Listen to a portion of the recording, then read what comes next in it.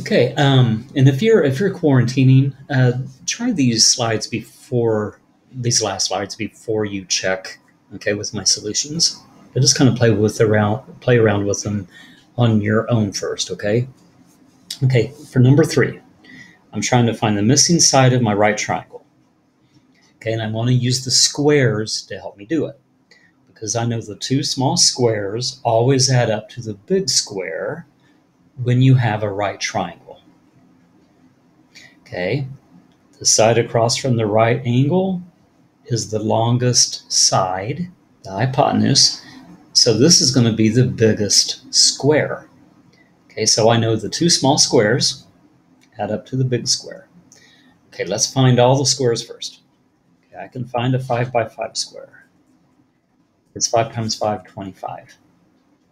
I can find the area of a 6 by 6 square.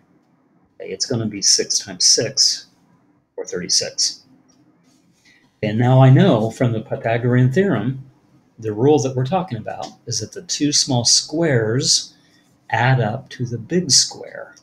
So the big square is going to be 25 plus what I do, 25 plus 36, which is 61. I'm almost done. Okay, the hypotenuse square is 61. Okay, what I really wanted to find in this problem was this missing edge of the right triangle. Okay, but this side length, this edge, is going to be the square root of this square. So it's going to be the square root of 61. You can use your calculator. About 7.8 would be the answer. Okay, number 4. Find the area of all three squares, then find the missing side length because I want to find this distance. I want to find this missing side of the right triangle. So I'm going to look at my squares first. Okay, I can do a 13 by 13 square.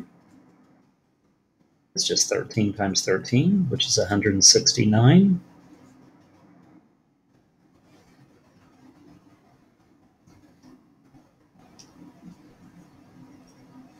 Do it like that. I can do a 4 by 4 square. Okay, it's 4 times 4, which is 16. And now I can find the missing square. But I got to think about, am I going to add or subtract? Okay, the two small squares add up to the big square, right? Okay, and you know the big square is across from the right angle. So if that's kind of a double check, if you can't tell by the picture. Okay, so this 13 square, this is the biggest square. So these two small squares add up to this big square of 169. So I'm going to have to subtract to find one of the small squares. So I'm going to take 169 minus 16, and that gives me 153. Okay. My final, what I really wanted to do in the first place was to find this missing side length. Okay, that missing side length is going to be the square root of that square's area. So it's going to be the square root of 153. I put that in my calculator. I get about 12.4. Okay, we'll do one more problem. Last problem for this particular lesson.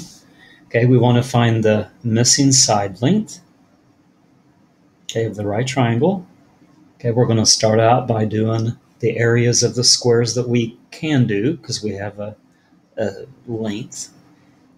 Okay, we have a 5 by 5 square. That's going to be area 25. We have a 12 by 12 square. So that's going to be an area of 144. Okay, and I know the two small squares add up to the big square. Okay, so when I do my final square, I got to think about this. Do I add or subtract? Okay, in this problem, I'm going to add because I need the biggest square across from the right angle. Okay, the two smalls add up to the big. So I'm going to add 25 plus 144, which is 169. And it looks like we're not going to have to approximate on this one. Okay, the square root of 169 will be the side length, will be 13. So really, I didn't need that approximately equal to, okay, because that came out to be exactly 13.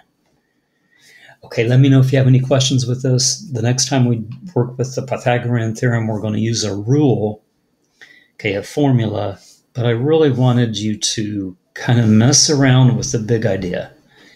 I was hoping it would help you understand the formula better. Okay, let me know how you're doing if you're having any questions at all.